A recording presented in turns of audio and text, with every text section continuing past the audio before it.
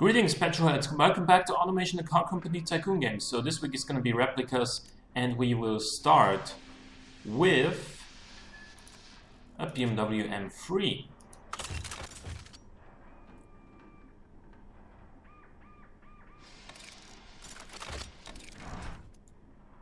Here it is. That's the F80 M3. Yeah, basically. We will go to the model tab. There is the body shell available in the workshop. It's called 2010's midsize saloon, I think. Anyway, so the split grille, the vents are kind of obvious. They are right here. The headlights are a little bit less obvious. They are these headlights, then turned upside down, rotated and resized, and then because the M3 has a sort of a, or the 3 Series in general has sort of a sharp tip here. It's not like a well-rounded curve. It's sharper. Therefore, I cut that part away with one of these stripes, and I also used some more stripes to make this kind of, I don't know what to call it. It kind of looks like a very short handle for an axe or something, and then there's the blade here or something like that. You know what I'm getting at. So the bumper is, well, one simple grille here. Then the vents are these ones. And then I put some stripes on top of that to make the sort of look that you get on a real M3. And there's also a small lip down here. And of course a bonnet hump on the bonnet, where it should be. Door handles, indicators here. Yeah, this always repositions itself. I mean, it's something you can't just leave, right? The little spoiler on the rear end, you can just leave that away. Excuse me. The positioning on these things is just the worst. You can also just put it right here, and then it'll look fine when you're looking directly at it from behind. Taillights, I did my usual thing with one big red fixture and then cut it into shape with stripes, and then I put another white fixture on here. Quad exhausts, this little kind of diffuser. Oh, excuse me, I did this here. Yeah, now we need to do our thing here again with this. Excuse me, what?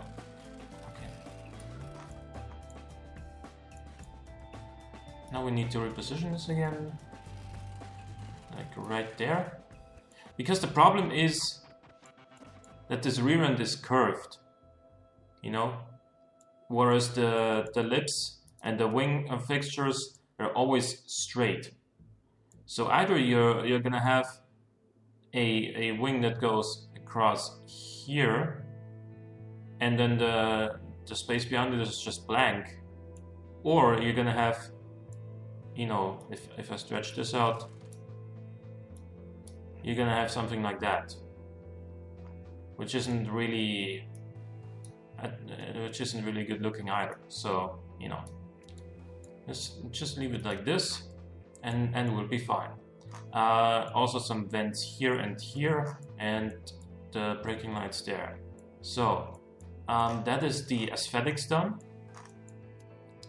The engine I'm actually quite happy with, considering that, first of all, boiling stroke is 84 to 89.6. It's a dual overhead cam, 4 valves per cylinder, the lightest possible materials, because BMW has been building inline-six engines, their inline-six engines from magnesium since the E90 generation. And I would be surprised if the M3 didn't have those same materials. So yeah, it's got VVL, it's got very good materials in here. And then here comes the tuning, because you need 431 horsepower, that's what it makes, and 406 pound-feet of torque. The only problem is that the real car has a twin turbo setup, and the first turbo spools up before 2000 RPM. However, as you can see, there is no such option in the game. For inline engines, we only have single turbos, and therefore I was still able to make a pretty wide torque band, a very good usable power curve, and I'm quite happy with the way this worked out. And I did get the numbers right. 431 horsepower, 406 pound-feet of torque. That's 550 Newton meters. Yeah. The only thing where this is probably going to be lacking is fuel economy, but we'll get to that later. As far as trim goes, we have a 7-speed double-clutch gearbox. The top speed, if I'm not mistaken, is 280 kilometers an hour, and although normally it's limited to 250, it's got an electric limited slip differential. It's got 18-inch rims, 275s on the rear, 255s up front, and it's got 6-piston vented discs up front, vented discs on the rear. Now, they are 380 millimeters front and 370 on the rear, but with 18-inch rims we can't go bigger than 375, so it just made them 5 millimeters smaller, on both ends. So it's got a downforce under tray. I have no idea how exactly the downforce is distributed, so I just left both wing angles at 50. Cooling airflow is more than enough. And then we have 4 seats, premium interior, premium infotainment, or driver assist. And I guess you could argue it might have advanced safety rather than standard, like I chose. I don't know what components it has there. I wasn't really able to find it, but these graphs are looking pretty nice. Also, this one right here, quite sporty but still drivable. However, as you can see here, 33.4 drivability isn't particularly much, and that is because, like, a lot of car magazines have reported that this generation M3 and M4 are, like, they can be quite a handful, because the torque comes so instantly when you get on the throttle, and it's actually an overwhelming amount of torque sometimes, especially when you're used to driving, naturally aspirated M3s like the last generation one. This has over 30% more torque, and yeah, the economy is bad. But then again, like, the real M3 may have better economy on paper, but in reality it's a different story, I can tell you that much. The quarter-mile time is pretty much where it should be, I think.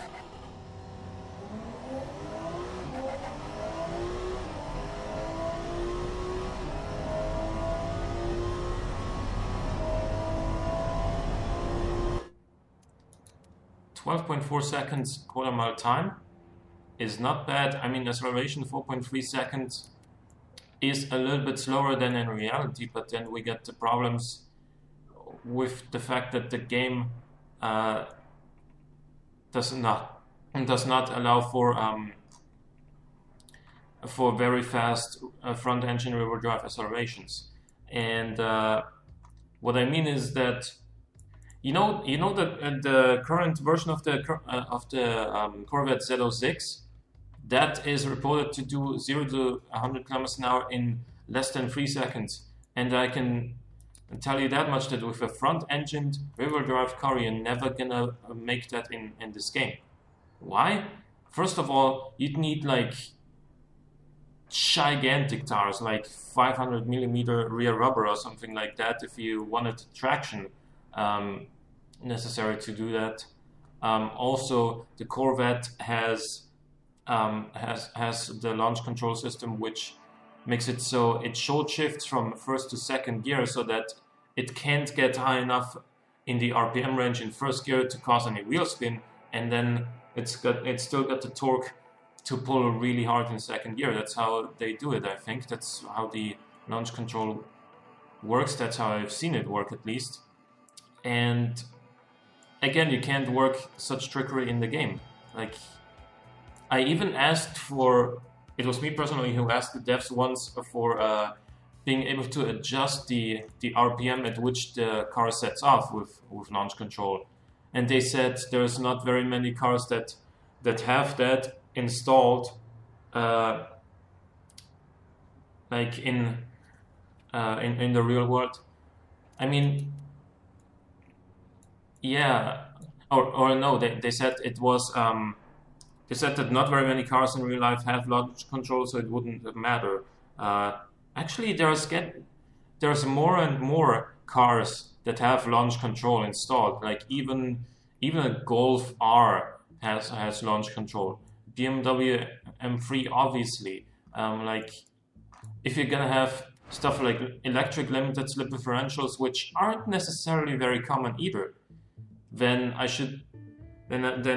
would very much like to see, you know, a way of adjusting the RPM at which the car sets off. Because with a lot of engines, like for example right here, in the way this game works is that you set off at half of the engine's maximum RPM. So with our RPM limit at 7600 RPM, this car will set off at 3800 RPM, which as you can see is right in the torque band, so that's fine. However, if you have like an extremely tuned turbo engine, where the turbo would, in case with the same RPM limit, spool up at like 4500 or 5000 RPM, and in the game it would still set off at 3800 RPM where there's no power. So that would make the car a lot slower than it would be with launch control in real life, because in real life you can set the RPM for the launch control to wherever you want it to be. And also with like, I don't know, if you have a big naturally aspirated torquey engine that makes its peak power at like 2300 RPM but still revs to 7000, it would set off at 3500, and maybe the torque has probably dropped off slightly already, so you might want to set off earlier than that. So it would be a great addition to have that in the game. What else is there to say about this car? It has optional carbon ceramic brakes. They are, you know, an option you can have from BMW. And actually, let's see how this thing does around the F1 track.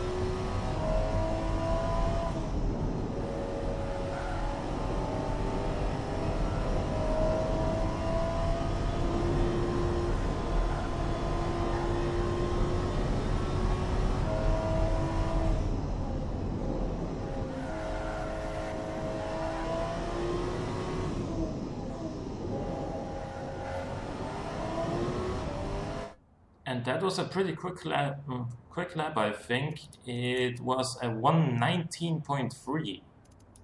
that's actually awesome. That's just, you know, 0.3 seconds lower than a Ferrari Enzo. And, you know, this is clearly not a Ferrari Enzo. So, you know, it weighs a lot more. It's got 4 doors and it's got way less power, and it's not mid-engine and yada yada yada. So yeah, I still think that the lap time calculations in game are a little bit off. Cars are generally too fast around the track, but maybe that's just my opinion. Anyway, I think that's about all I can say about this replica. I hope you guys enjoyed. Leave a like or a comment if you did. Thanks for watching, and I will see you next time.